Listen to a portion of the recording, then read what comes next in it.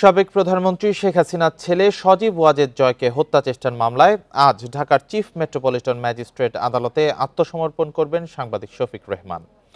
এ বিষয়ে শফিক রেহমানের আইনজীবী জানান, স্বরাষ্ট্র মন্ত্রণালয়ের শর্ত অনুযায়ী সাংবাদিক শফিক রেহমান আদালতে আত্মসমর্পণ করবেন, তাই তাকে কারাগারে যেতে হবে না। এর আগে রোববার দুপুরে স্বরাষ্ট্র মন্ত্রণালয়ের প্রজ্ঞাপনে সাবেক প্রধানমন্ত্রী শেখ হাসিনার ছেলে সজীব ওয়াজেদ জয়কে হত্যা চেষ্টার মামলায় সাংবাদিক শফিক রেহমান ও প্রবাসী ব্যবসায়ী মিজানুর রহমান ভূঁইয়ার সাজা 1 বছরে স্থগিত করা হয়। এতে বলা হয়, আদালতে আত্মসমর্পণ করে আপিল করার শর্তে তাদের দুজনের সাজা 1 বছরের জন্য স্থগিত করা হয়েছে। জয়কে হত্যা চেষ্টার মামলায় গত বছরের 17 আগস্ট দৈনিক আমার দেশের ভারপ্রাপ্ত সম্পাদক মাহমুদুর রহমান ও সাংবাদিক শফিক রেহমান সহ 5 জনকে 7 বছর করে কারাদণ্ড দেয় আদালত।